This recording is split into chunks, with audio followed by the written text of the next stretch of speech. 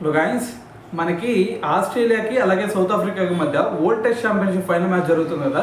So ఇంకొక 2-3 అవర్స్లో match result కూడా వచ్చేసింది, ఎవరు ఛాంపియన్ అనేది కూడా తేలిద్ది. అయితే అదంతా పక్కన పెడితే ఫస్ట్ ఇన్నింగ్స్లో ఒక సినారియో జరిగింది, గుర్తుంది కదా. ఏది కేవలం 212 రన్స్ మాత్రమే చేయగలిగింది ఆస్ట్రేలియా. మరి దాని అంతటికి కారణం ఏంది?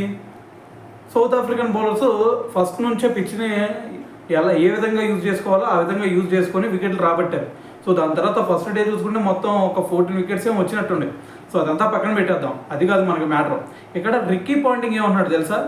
మరి ఆస్ట్రేలియా ఫస్ట్లో అంత వికెట్లు తొందరగా అవుట్ అయినా సరే మరి 212 రన్స్ వరకు చేసిందంటే దీని అందరికీ మెయిన్ కారణం ఒక ప్లేయర్ ఉన్నాడు. ఆ ప్లేయర్ ఎవరో కాదు, వెబ్స్టర్ అని చెప్పేసి అతను చెప్తున్నాడు. అయితే మరి వెబ్స్టర్ చూసుకుంటే మిడిల్ ఆర్డర్లో వచ్చాడు. సో ఫస్ట్ నుంచి సౌత్ ఆఫ్రికన్ బౌలర్స్ అందరూ కూడా విజృంభించి మరి ఆస్ట్రేలియన్ బ్యాట్స్మెన్స్ని ప్రెజర్లోకి నెట్టేశారు. మరి ఆ ప్రెజర్ని ఎక్కడా కూడా తీసుకోకుండా కేవలం 92 బాల్స్లోనే 72 రన్స్ చేసి, అది కూడా టెస్టుల్లో, ఇటువంటి టెస్టుల్లో మరి వాళ్ళ మీద కౌంటర్ అటాక్ చేశాడు. ఈ కౌంటర్ అటాక్ వల్లే మరి వీళ్ళు 212 రన్స్ చేశాడు. మరి వెబ్స్టర్ కనుక కొంచెం స్ట్రగుల్ అయినట్టయితే ఈ స్కోర్ కూడా వచ్చేది కాదు. కాబట్టి వెబ్స్టర్ ఒక ఎక్సలెంట్ ఇన్నింగ్స్ ఆడాడు అని చెప్పేసి రిక్కీ పాంటింగ్ కూడా మాట్లాడాడు అనమాట దీని గురించి.